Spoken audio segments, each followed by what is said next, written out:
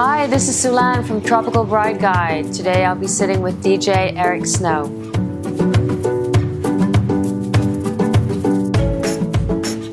So Eric, what songs typically gets guests on the dance floor? Do you have an arsenal of songs that you know works every time? I mean, for the most part, there's general things that kind of transcend all ages and, all types of people, but it kind of goes with doing research and homework on your group, finding out where they're from, the age is important of the couple and their friends. Mm-hmm. So I tell most of my brides and grooms to poll your friends, ask them, what do they like, what are they into, mm-hmm. and that way you have a win-win, you have some inside information on what people want. And what type of music do you like for the cocktail hour? If no one gives me any guidance, I do like a tropical blend because of the place you're in. People are excited to be in the Caribbean or whatever locale they're in. So I do a blend usually that is light and airy and allows chatting and talking and catching up, which is what most people do during the cocktail hour. They do a lot of talking, a lot of catching up, that kind of thing. So stuff with a beat that doesn't put you to sleep, but yet doesn't interfere with conversation. So Eric, I know most of your clients come from very far away. Right. They're thousands of miles away. How do you start the conversation with choosing music for a wedding? I usually start with a little interview process of asking them where they're from, the age range of the guests, what they're into, what they like and dislike. I usually start with genres like rap, country, that kind of thing, electronic music, to see mm-hmm. like what they like and what they dislike, because that's just as important to play what they like and avoid what they dislike. So I start with genres and then narrow it down from there, on their likes and dislikes.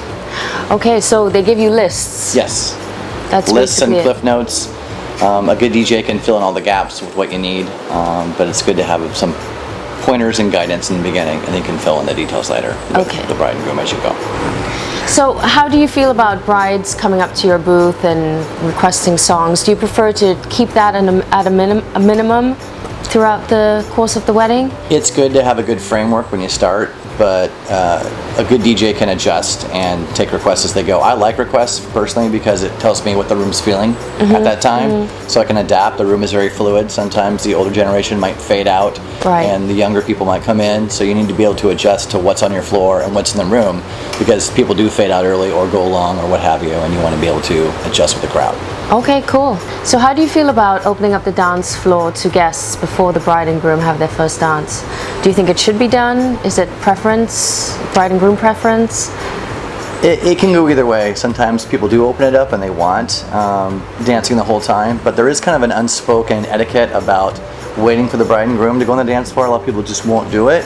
So if you really want the party to start hard, the bride and groom probably should at some point go out there on the floor, do a first dance or do a parents dance, and that will signal it's okay for everyone to come. People can come out and do that, just depends on the group, but in general, there is an unspoken etiquette about waiting for the bride and groom for just about everything you do during reception. What would you say to the couple who just wants to plug in their iPod and let their playlist play? I think iPods are a phenomenally great invention. I think I have a couple. They're great for the beach, they're great for background music, but they don't have really a brain when it comes to looking out at a dance floor and seeing what's needed. Mm-hmm. Sometimes I'll plan on doing something and I'll look at the floor and go, this isn't going to work right now, and I'll switch it up and change it to something else that's on the bride and groom's list. Maybe save that song for later. An iPod just grinds right through a list, whereas a human being can kind of make decisions because the floor is so fluid and keep it going. So it can see that people are tired and you might need a slow song, which resets the floor. It can see that you need to push them harder to get them out, where an iPod will just automatically do what you tell it. Right. So, and someone's got to kind of man an iPod. You might as well have a DJ. I mean, the playlists run out. You got to watch the battery. There's all kinds of things that can go wrong. So you don't have to worry about that when you have a DJ. It makes your life, I think, a lot simpler. Any tips on choosing a first dance? I think it's good to find something that has some kind of meaning to you, or something you both have heard maybe when you met. But a key factor with the first dance too is to field test it in your living room. Actually put it on, stand in your living room, hold each other like you're dancing, and make sure it's not an eternity, because you may want to go halfway through with it. And that's especially important with parents' dances too. Some parents are older, they can't hang for a 10-minute song or a 7-minute song. Right. So it's always good to check the length and make sure it's something that you want to stand up in front of everyone for that amount of time. Especially when you stack all three together, you could be staying out there for half an hour if you picked really long songs. So, and it's always good to ask your mother, father, whoever you're dancing with, brother, sister, what they like as well to dance with you during those songs. So what are some other interesting things you've seen, live entertainment you've seen during a reception? Well, there's a lot of things, especially in the tropics. There's moko jumbies, which are stilt walkers, which come from old Caribbean lore of chases away bad juju, bad spirits, because they're on stilts. They don't come down to where everyone is because they're up higher. And they're neat to walk around. Kids really enjoy them. Adults enjoy them as well. But they're fun to have tramp around during your party. It surprises everybody. Great photo ops for your photographers. Right. Fire dancers are very cool and very prevalent in the islands. You can find a lot, and adds a nice little, South Seas Island tropical touch. Island touch, yes, Very, to the very party. bright costumes. Very exciting for your guests. They usually don't cost that much money to get them. And there's just a bevy of things. Steel pan players you can get, tons of bands, tons of DJs. I mean, the possibilities are endless when you're down in the tropics having a wedding. So what sets a Caribbean wedding reception apart from a reception in the States? So many things. The weather, for one thing, is usually perfect. I mean, it doesn't rain, but it doesn't last long when it does rain.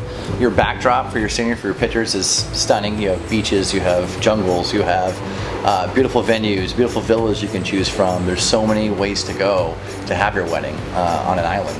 So just I think the exoticness and the climate is just absolutely wonderful.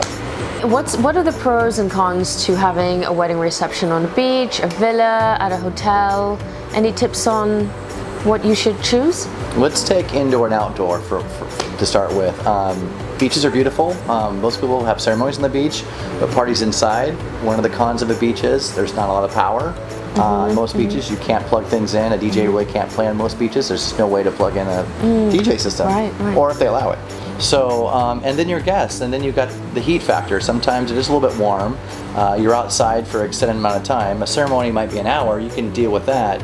But to have a party outside in the heat sometimes is a little much for an older group. So if your grandparents are there and she's in her 80s or 70s, she may not want to be outside for 5-6 hours. She might want an air-conditioned ballroom, which still has beautiful stunning views of the outside. Right. So that's the pros and cons of outside. And it's just a matter of personal choice whether you want to, if you're staying at a villa, for example, Right. You can have your reception at the villa as well. Absolutely, absolutely. And a lot of villas are on beaches and cliffs and things like that, and you get the scenery. And you're inside as well. It's open air, and you get the best of both worlds. You're inside, but yet you have the scenery on the outside, Right in front of you the whole time.